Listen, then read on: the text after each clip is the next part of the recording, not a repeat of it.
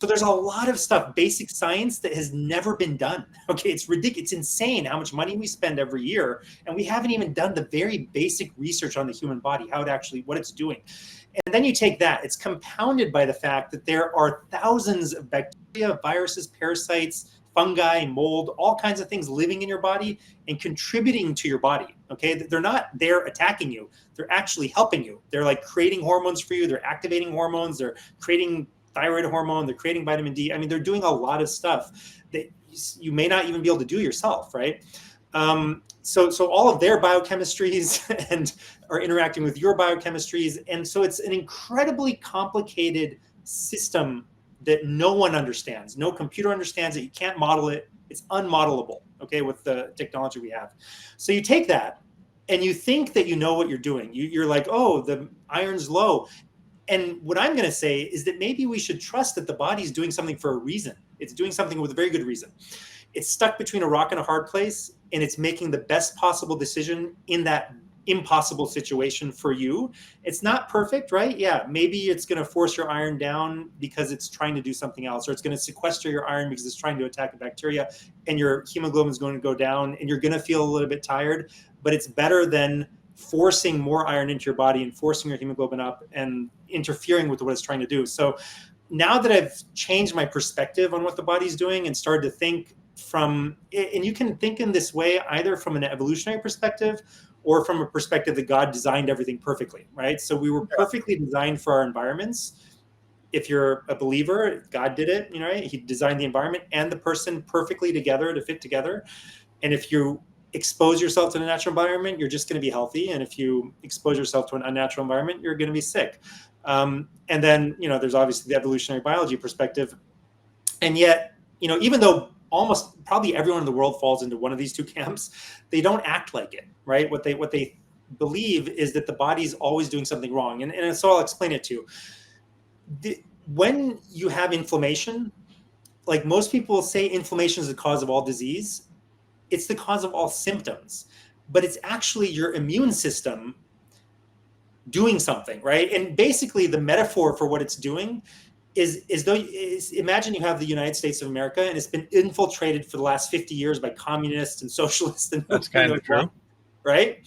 And they've taken over our institutions and whatever, right? And now you have an immune response. Your army, your Navy, your Secret Service, your everyone gets activated, the police force, you know, the SWAT teams, and they go and they root these people out. They destroy some institutions completely. Like they destroy the FDA. We just like scrap it. We scrap the CDC and we start from scratch, right? And maybe you have terrorist cells here and there and you have to go and like shoot some bombs in some cities. And, you know, the people are going to be like, oh, you know, it's too inconvenient. I want to go to work. I don't want you to close the streets. And so there's some pain. There's some like discomfort involved in rooting out all of this disease that's gotten into your country. And yet you have to do it. Otherwise, your country will be overthrown if you let it keep going like this, right? Right. So our body's exactly the same way. Our bodies get invaded by bacteria, pathogenic bacteria, toxins from outside, and our cells get infiltrated by these things. In your immune system, like what is autoimmune disease? It's not a mistake. The body's not attacking itself for no reason. It's attacking itself because there's a problem in some of its cells that it has to destroy some of its cells and then rebuild them, right? And so the problem with taking symptoms, get back to taking symptom managing medications, to get back to your question, is that each time your body tries to like flush out the old, you know, broken diseased cells, you stop it or you kind of like hobble it a little bit with the symptom management. And so that's my issue. If you're strong enough, again, to be able to put up with the symptoms themselves are the solution. Okay, we think the symptoms are a disease. The symptoms are actually the response to the real disease, which you don't see. It's like the bacteria or the toxins or whatever. Your body's trying to throw them out. And the only way it can get them out is the same as like the only way we can fix our institutions is to scrap some of them, to destroy some of them and rebuild from the ground up. So, I mean, I hope that makes sense. No, it makes total sense. I think that we've heard for a number of years that the symptoms, the pain that you suffer when you're sick, are real. I mean, there's a lot of people who talk about the value of having a fever, you know, things like that. So, I mean, this isn't this isn't a untested or unique theory. It's actually a very good way of explaining it. I'm still going to use my Mucinex occasionally when I'm sick because I don't have time to take work off.